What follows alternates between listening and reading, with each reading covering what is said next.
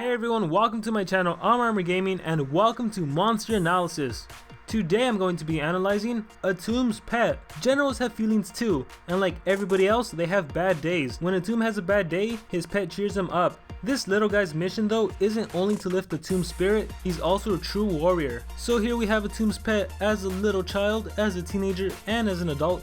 And I gotta say, I really like this monster design, it's pretty darn cool. But anyways, let's move straight into analysis. For power, Atum's pet has an impressive 3,531. This is actually tied for 3rd place for all the earth monsters. He's tied with Osteo class, so that's pretty darn high. His life on the other hand, 26,239. Looking at that looks pretty high, but in terms of only earth monsters, he's actually 2nd to last. So earth monsters tend to be really tanky and therefore have a high life. This is definitely on the lower end of life, and even once more earth monsters are released, I predict Atum's pet will always be near the bottom. So right now that kind of creates an interesting dynamic. He has one of the higher powers, but he has the lowest life compared to the other earth monsters. His speed is 3,454, and that is actually the most impressive thing about his stats. That actually makes him the fastest earth monster ever to be released. His speed is 22 points faster than Killer Raptor, who was previously the fastest monster. So to summarize really quickly, in terms of only earth monsters, impressive power, low life, really good speed. In terms of all monsters, his stats are just good all around. Now, as I mentioned, he is an earth monster, therefore his weakness is dark, and his trait, like the general's pets, tough. All status effects have a 35% less accuracy against this target. It's a really good trait, there's really not much to say other than that. For his default skills, we have a skill called Rocky Jaw and Digging Bite. And like usual, 25 damage, 30 damage, 13 stamina, no cooldown, but there's nothing much to say about those skills. However, his special, Playful and Painful, it's an AoE, deals insane earth damage to all enemies. Now this number right here, 85 damage, that actually is insane. We normally don't see this with a monster special. Normally you'll see 70, you'll see 60 sometimes with a good effect, but we rarely ever. But it's definitely not often that we see 85, so his special is definitely really good, specifically because this monster has a high power, and comboed with some strength runes, this skill is definitely powerful.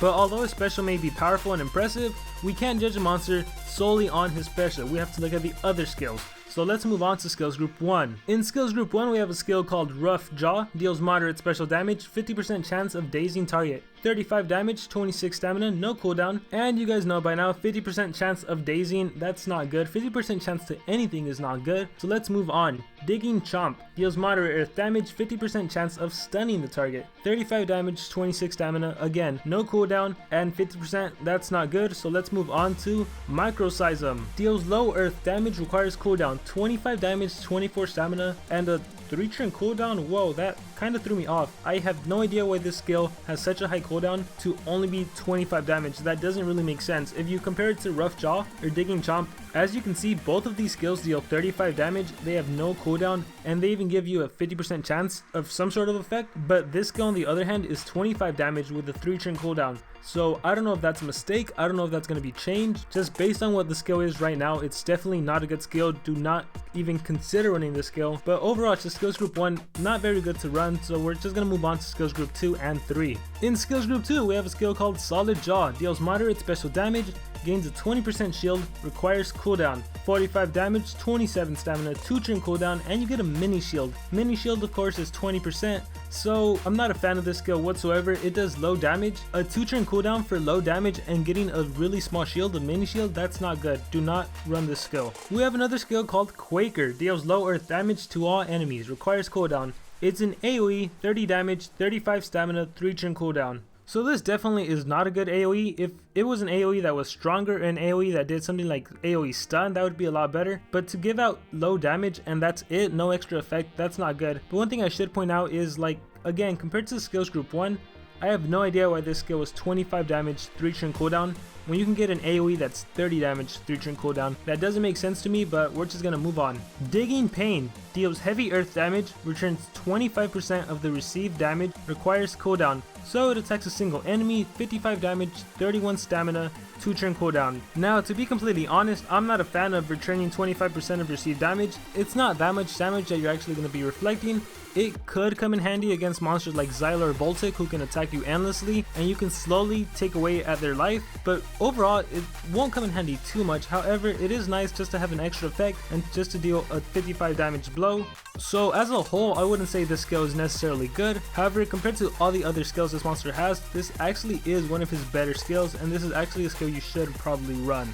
So this moves us over to skills group 3. In skills group 3 we have a skill called Petrus Jaw. Petrus Jaw deals heavy special damage, gains a 30% shield, requires cooldown. So here we have 55 damage, 30 stamina, 3 turn cooldown. And similar to his last skill that gave him shield, I'm not really a fan of this skill. Normally I would be, but for some strange reason, this monster is having some pretty high cooldowns without the skills to actually justify or back up why his cooldowns are so high. So 55 damage, that's not that impressive in a monster, and you only get a small shield. If it was a half shield or full life shield, that would be definitely impressive, but overall I'm not impressed with this skill. However, compared to all the skills he has, this is probably also one of your better skills, and a skill you probably want to run if you get this monster. Moving on to a skill called Macroseism, deals moderate earth damage to all enemies, requires cooldown. It's an AoE, 45 damage, 36 stamina, 3 turn cooldown. I think this is one of the only skills that actually makes sense. It does a nice amount of damage as an AoE, and the cooldowns actually fit this skill, and of course coupled with this monster's high power, and if you give this monster some strength runes, this can deal some serious damage.